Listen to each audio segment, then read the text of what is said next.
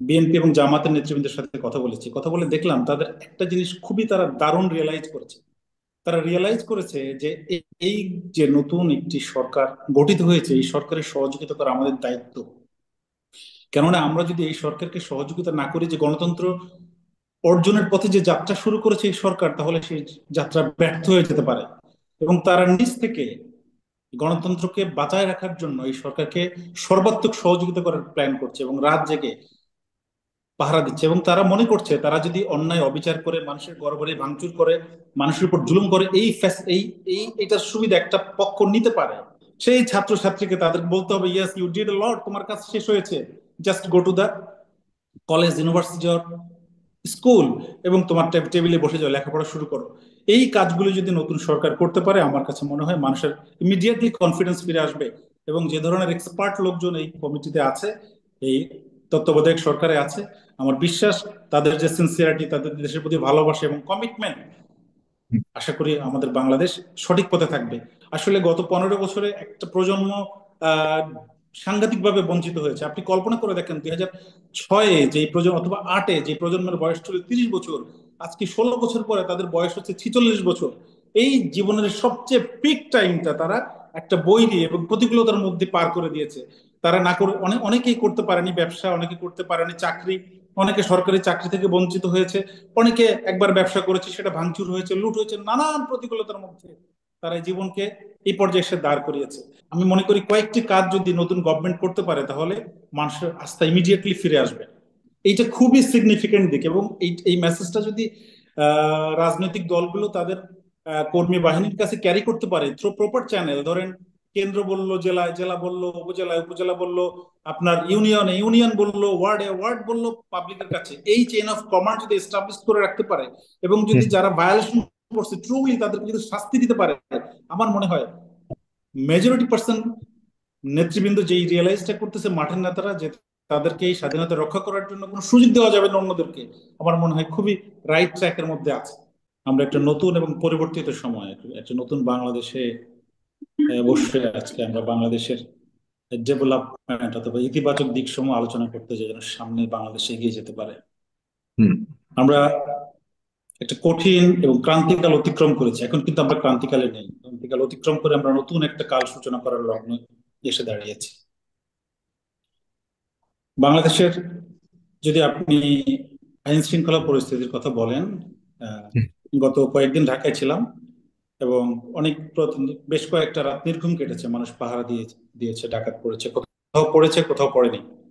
এবং এটা প্রশাসন ইনভেস্টিগেট করে বলল যে আসলে কিছু লোক তো গ্রেফতার হয়েছে, আমরা দেখেছি উত্তরা একসাথে 8 জনকে গ্রেফতার করেছে, বিভিন্ন জায়গায় লোকজন ধরা পড়েছে, তাদের আসলে রাজনৈতিক পরিচয় কি, এরা যদি সামনে চলে আসে তাহলে ক্লিয়ার হয়ে যাবে আসলে।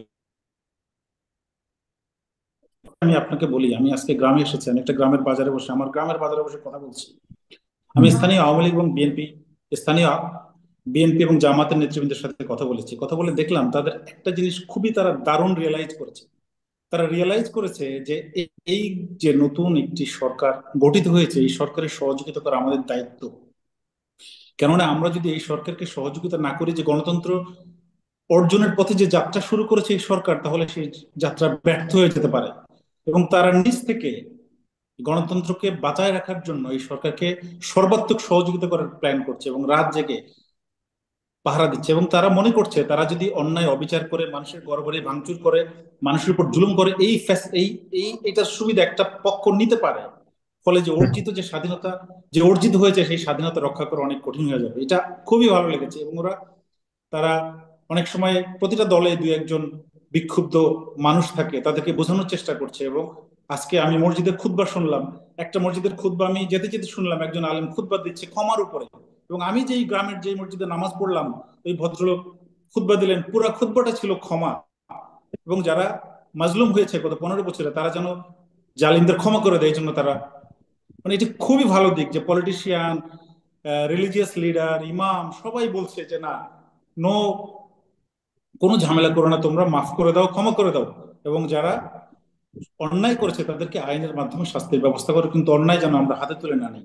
এইটা খুবই সিগনিফিকেন্ট দিক। এবং এই মেসেজটা যদি রাজনৈতিক দলগুলো তাদের কর্মী বাহিনীর কাছে ক্যারি করতে পারে থ্রু প্রপার চ্যানেল, ধরেন কেন্দ্র বলল জেলায়, জেলা বলল উপজেলায়, উপজেলা বলল আপনার ইউনিয়নে, ইউনিয়ন বলল ওয়ার্ডে, ওয়ার্ড বলল পাবলিকের কাছে। এই চেইন অফ কমান্ড যদি এস্টাবলিশ করে রাখতে পারে এবং যদি যারা ভায়োলেশন করছে ট্রুলি তাদেরকে যদি শাস্তি দিতে পারে, আমার মনে হয় মেজরিটি পার্সন নেতৃবৃন্দ যেই রিয়েলাইজটা করতেছে মাঠের নেতারা, যে তাদেরকে এই স্বাধীনতা রক্ষা করার জন্য কোনো সুযোগ দেওয়া যাবে না অন্যদেরকে, আমার মনে হয় খুবই রাইট ট্র্যাকের মধ্যে আছে। একটা জিনিস আমি বলবো, আসলে গত 15 বছরে একটা প্রজন্ম আহ সাংঘাতিকভাবে বঞ্চিত হয়েছে। আপনি কল্পনা করে দেখেন 2006-এ যে প্রজন্ম অথবা 2008-এ যে প্রজন্মের বয়স ছিল 30 বছর, আজকে 16 বছর পরে তাদের বয়স হচ্ছে 46 বছর। এই জীবনের সবচেয়ে পিক টাইমটা তারা একটা বৈরী এবং প্রতিকূলতার মধ্যে পার করে দিয়েছে। তারা না করে অনেকেই করতে পারেনি ব্যবসা, অনেকে করতে পারেনি চাকরি, অনেকে সরকারি চাকরি থেকে বঞ্চিত হয়েছে, অনেকে একবার ব্যবসা করেছে সেটা ভাঙচুর হয়েছে, লুট হয়েছে, নানান প্রতিকূলতার মধ্যে তারা এই জীবনকে এই পর্যায়ে এসে দাঁড় করিয়েছে। এই ক্ষোভ প্রশমিত করা আসলে প্রশাসনের জন্য এবং নেতৃবৃন্দের জন্য খুবই সহজ না, এই প্রশমিত করা খুবই কঠিন। আমরা আশা করব যে এই নতুন যে গভর্নমেন্ট এসেছে তারা যথাযথ উদ্যোগ নেবে, একটা কঠোর ব্যবস্থাপনার মধ্যে থেকে এই ক্ষোভ প্রশমিত করে প্রশাসনকে একটা সঠিক জায়গা রাখবে। আমি শর্ট টার্মে আমি মনে করি কয়েকটি কাজ যদি নতুন গভর্নমেন্ট করতে পারে তাহলে মানুষের আস্থা ইমিডিয়েটলি ফিরে আসবে। প্রথম হচ্ছে প্রথম হচ্ছে দ্রুত প্রশাসন কঠোর ব্যবস্থা নিতে হবে এবং মানুষ যেন রিয়েলাইজ করে এই প্রশাসন কাউকে ফেভার করবে না। এটা বিএনপির লোক, এটা জামাতের লোক, এটা বৈষম্যবিরোধী ছাত্র আন্দোলনের লোক, কাউকে ফেভার করবে না। তারা কঠোর অবস্থায় থাকবে এবং কঠোর ভূমিকা পালন করবে। দ্বিতীয় হচ্ছে অবশ্যই তাদেরকে পরিবহন সেক্টরের চাঁদাবাজি ইমিডিয়েটলি বন্ধ করতে হবে, বাজার দখল বাজারের চাঁদাবাজি বন্ধ করতে হবে। এই পরিবহন সেক্টরের চাঁদাবাজি, বাজার দখল বাজারের চাঁদাবাজি যদি বন্ধ করতে পারে এবং ফারিয়া যারা মধ্যস্বত্বভোগী বাজার ব্যবস্থা তাদেরকে যদি কন্ট্রোল করতে পারে তাহলে তারা বাজার নিয়ন্ত্রণ করতে পারবে। এই বাজার যদি নিয়ন্ত্রণ করতে পারে দ্রব্যমূল্য এখন যে পর্যায়ে গিয়েছে এটা ইমিডিয়েটলি এটা নিচের দিকে নেমে যাবে। তৃতীয় হচ্ছে ছাত্রছাত্রী, আমাদের যে সোনার ছেলে মেয়েরা যারা তাদের জীবনের রক্ত বিন্দু ঢেলে দিয়ে রাজনৈতিক ব্যর্থ রাজনৈতিক নেতৃত্বকে চোখে আঙ্গুল দিয়ে দেখিয়ে দিয়েছে যে না তোমরা রাজনৈতিক ভাবে ব্যর্থ হয়েছো, কিন্তু সেই ব্যর্থ রাজনীতিবিদরাও কিন্তু তাদের পাশে এসে দাঁড়িয়েছে। অ্যাপ্রিসিয়েট করতে হবে রাজনীতিবিদদেরও। এই ছাত্র আন্দোলন যখন কঠিন পরিস্থিতি মোকাবেলা করছিল প্রত্যেকটা পলিটিক্যাল পার্টি ওদের পিছনে এসে দাঁড়িয়েছে, সাধারণ মানুষ এসে দাঁড়িয়েছে, দাঁড়িয়ে ওদের আন্দোলনটা সফল করেছে এবং একটি নতুন বাংলাদেশ দিয়েছে।